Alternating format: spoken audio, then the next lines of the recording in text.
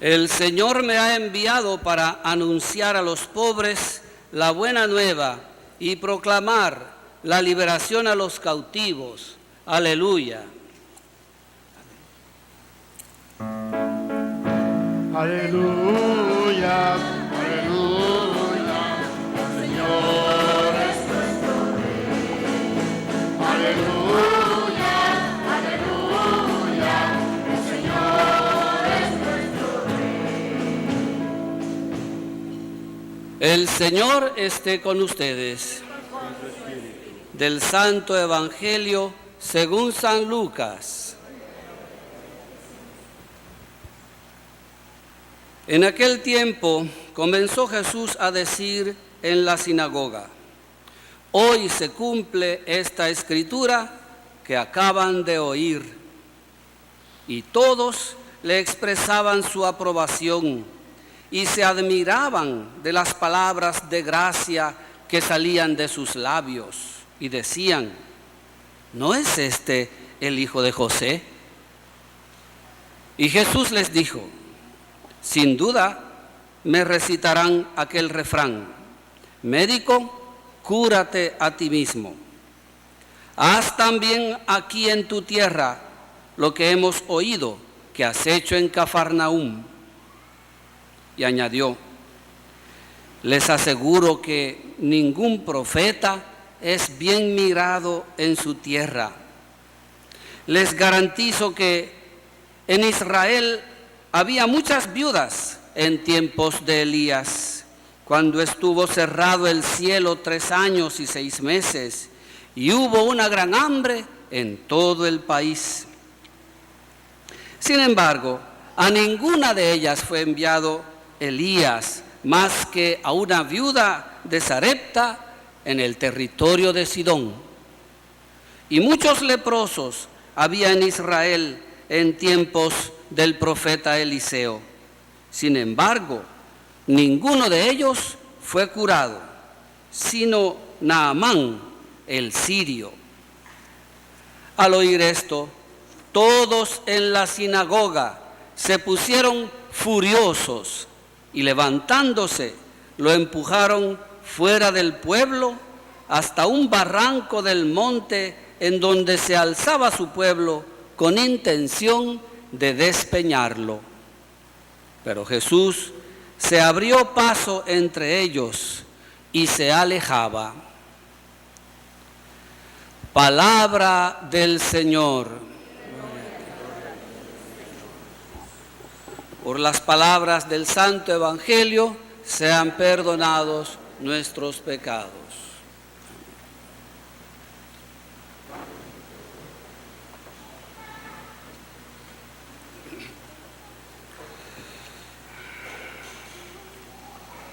Queridos hermanos, hoy el Santo Evangelio continúa el relato de lo que aconteció a Jesús en la sinagoga de su pueblo, Nazaret. Y comienza diciendo, pues, después que Jesús ha leído el Evangelio, mejor dicho, al profeta Isaías, aquellas palabras que hemos pronunciado nosotros hoy en el Aleluya: el Señor me ha enviado para anunciar a los pobres la buena nueva y proclamar la liberación a los cautivos. Después de eso, empieza hoy el Santo Evangelio, ¿verdad? Hoy mismo se ha cumplido este pasaje de la Escritura que ustedes acaban de oír. La palabra de Dios, la palabra de gracia, se cumple en Jesús, queridos hermanos. Hoy mismo se ha cumplido. Pero aquí nosotros, hermanos, podemos repasar en esta palabra de Dios un planteo realista de las actitudes que nosotros, como comunidad de discípulos que escuchamos esa palabra, podemos tener ante el Evangelio. De eso nos quiere hablar hoy la iglesia, ¿verdad? Y así pues, igual que los nazaretanos o los nazarenos, también nosotros podemos pasar de la aprobación y admiración hacia Jesús, hacia su palabra y hacia su profeta, ¿verdad? Hacia su profeta. Podemos pasar de la aprobación y de la admiración a la desconfianza. Se preguntaban, ¿no es este el hijo de José? No pueden creer, no pueden aceptar que pueda salir algo bueno de Jesús a causa de su origen familiar y popular, ¿verdad? No pueden creer que Dios se manifieste en lo humilde y lo cotidiano. Pues bien, se llenan de desconfianza.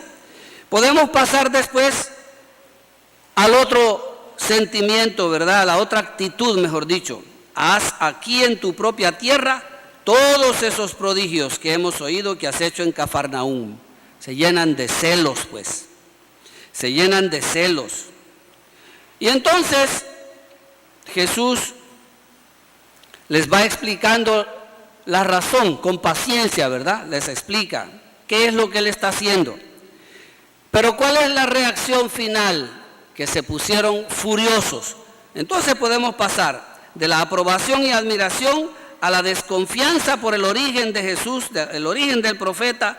Podemos pasar después a los celos, ¿verdad? Porque queremos mamar solo nosotros, son el pueblo escogido y solo nosotros merecemos. Somos los de sangre azul y solo nosotros merecemos, los demás no, los paganos no, los malos no. Y podemos pasar después de los celos a la furia, a la ira y a la decisión de matar, al rechazo pues, al rechazo total. Bueno pues queridos hermanos, y eso ya lo vemos nosotros en la experiencia de los profetas antiguos como Jeremías que hemos escuchado hoy y que queda como profecía también para nosotros, ¿verdad?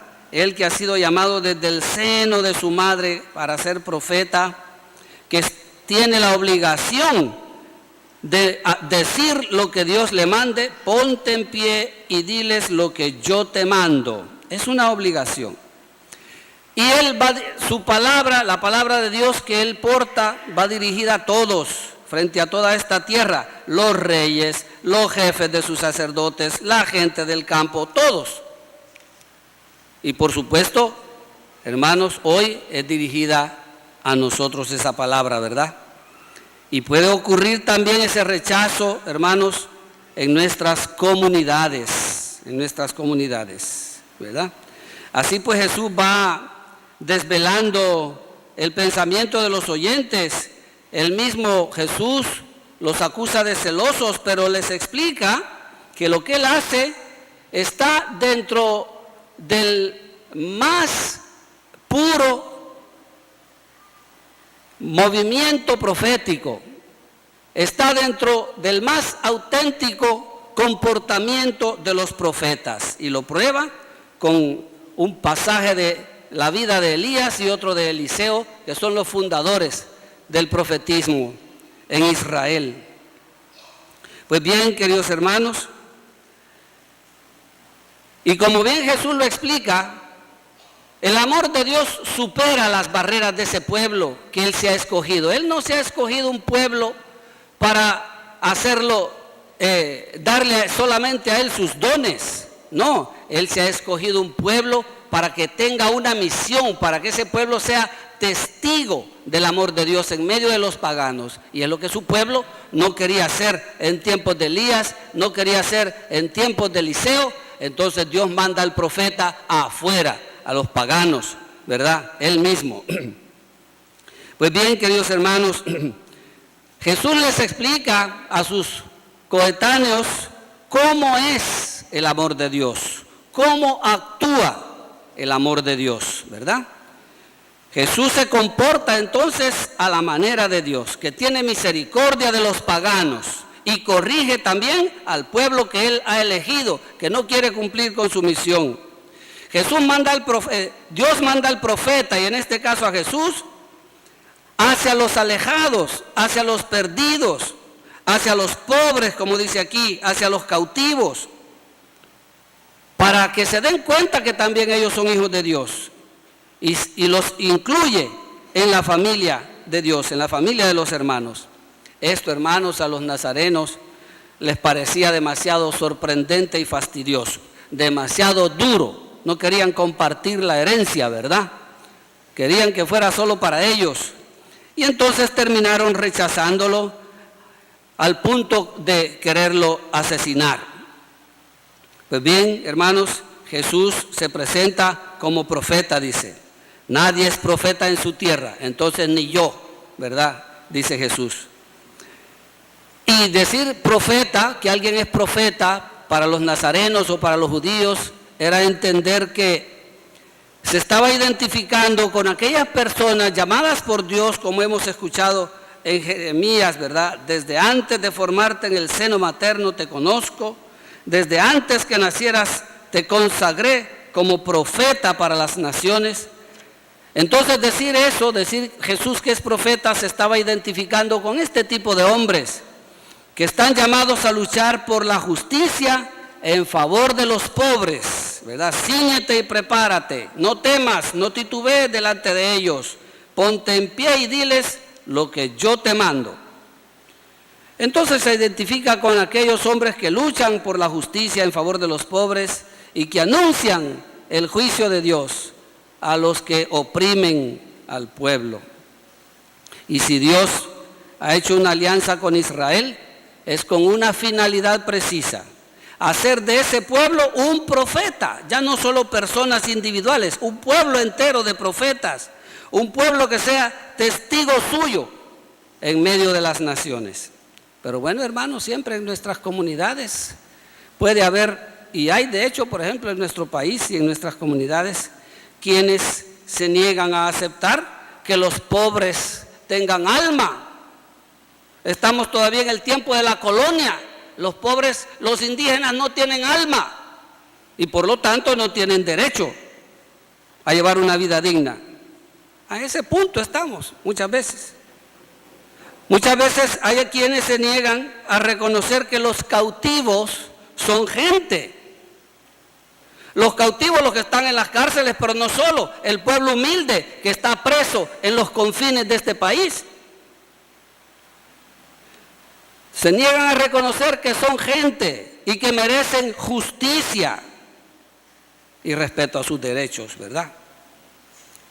Y entonces, hoy San Pablo, profeta también ahí en medio de los corintios que lo rechazan también a él, y los gálatas que también lo rechazaban, en fin, sus comunidades, con paciencia les dice que de nada valen los millones de ciertas gentes que sueltan a ONGs y otras asociaciones, dizque para ayudar a los pobres.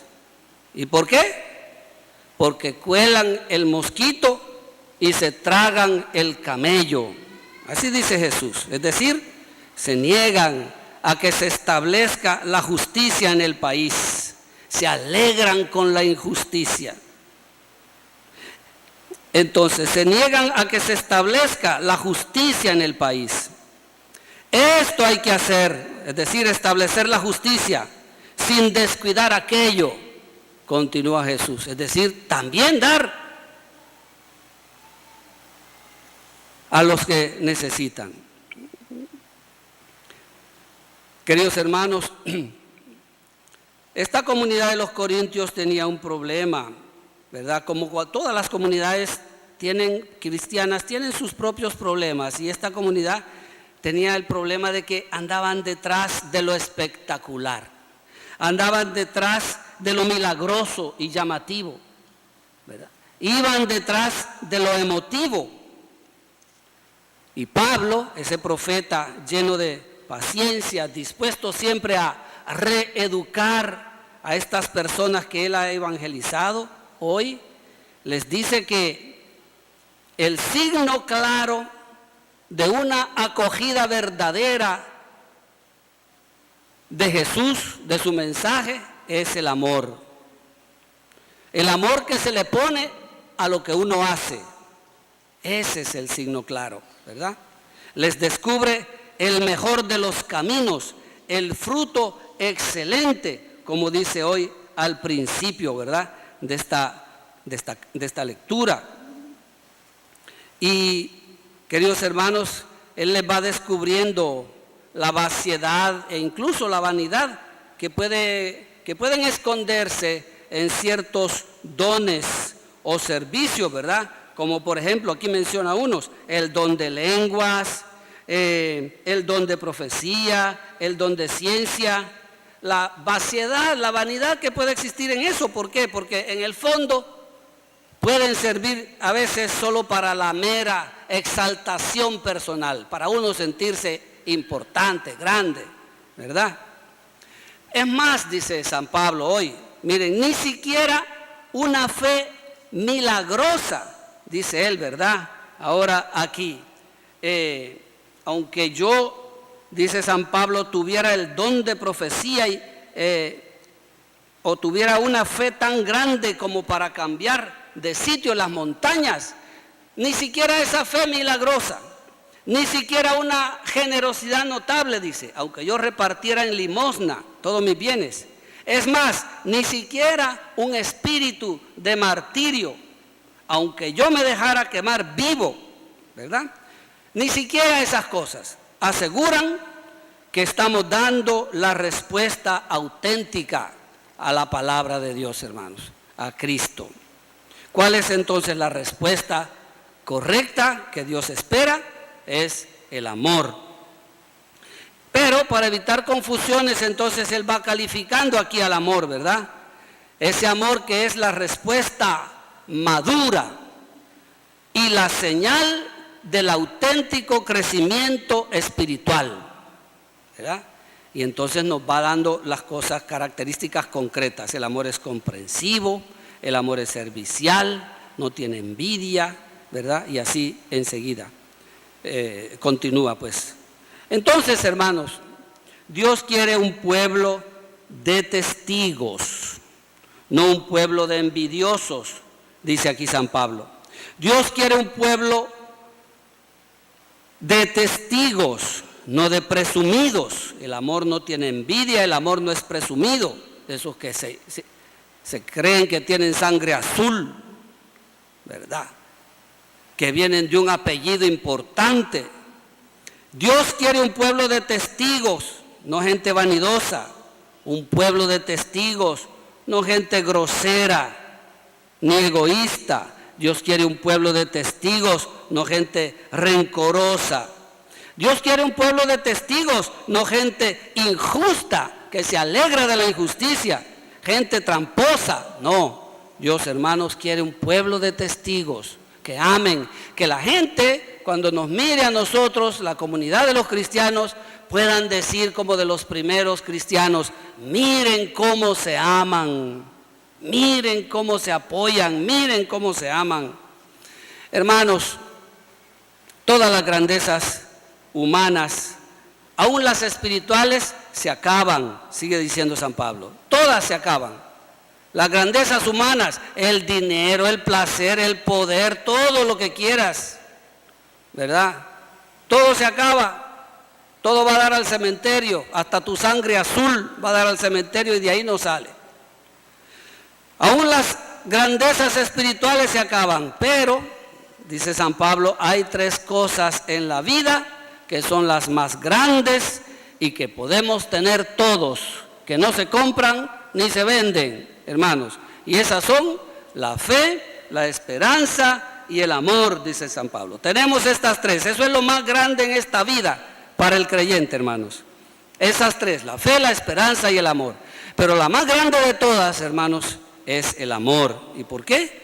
Dice San Pablo, porque el amor dura para siempre, dura por siempre. La fe y la esperanza se van a acabar delante de Dios, porque lo vamos a estar viendo. Ya no necesitamos la fe ni la esperanza, porque vamos a tener ya el cielo, lo vamos a tener a Él. Pero el amor dura, el amor traspasa las fronteras de la muerte y es eterno. El amor es eterno, hermanos. Y nosotros hemos sido llamados y hemos sido bautizados en el Espíritu de Cristo. Se nos han dado estos tres grandes dones, hermanos. Valorémoslos, cultivémoslos, convirtámonos en un pueblo de testigos. Amén.